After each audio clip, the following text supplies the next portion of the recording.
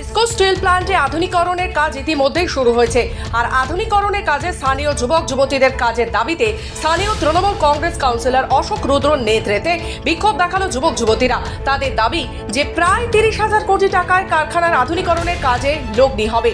অতীতে কারখানায় কাজের জন্য বাইরে থেকে যুবক যুবতীদের চাকরি দিয়ে থাকলেও স্থানীয়দের কোনো চাকরি দেওয়া হয়নি।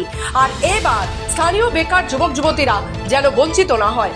আর এই লক্ষ্যেই শুক্রবার বার্নপুর সেফটি ট্রেনিং সেন্টারের সামনে বিক্ষোভ দেখালো একদল যুবক যুবতী। তাদের দাবি যে এই কারখানাতে যোগ্যতা অনুযায়ী প্রথমে স্থানীয় বেকার যুবক যুবতীদের চাকরি দিতে হবে।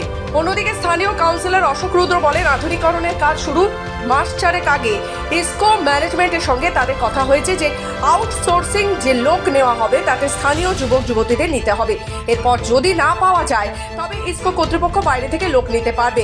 কিন্তু ইসকো কর্তৃপক্ষ এইসব না করেই আগে থেকেই বাইরে থেকে অন্যান্য রাজ্য থেকে লোক নেওয়া শুরু করে দিয়েছে বলে তাদের অভিযোগ। দেখুন, আপনারা সবাই জানেন যে ইসকোর আধুনিকরণ শুরু হয়েছে। এবার মাস চারেক আগে আমাদের সাথে ইসকোর হায়ার অথরিটি ম্যানেজমেন্টের কথা হয়েছিল।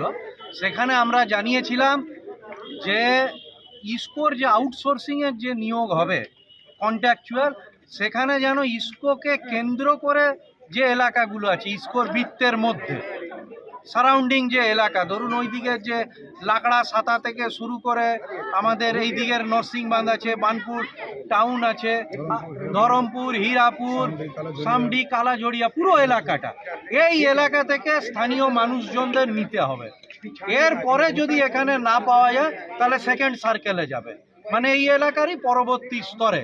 কিন্তু আমরা দেখতে পাচ্ছি যে ইসকো অলরেডি, আমরা যেটা ম্যানেজমেন্টের থেকে শুনেছি, প্রায় 15,000-এর মতো এখানে আউটসোর্সিং লোক নিয়োগ হবে। এর মধ্যে প্রায় 1,000 এরা সেফটি করিয়ে নিয়েছে এবং এই সেফটির বড় অংশটাই আছে বিহার, ইউপি, উড়িষ্যা, ঝাড়খণ্ড, নর্থ ইস্টের স্টেট থেকেও আছে এবং আমাদের আশেপাশের পার্শ্ববর্তী এলাকা থেকেও আছে।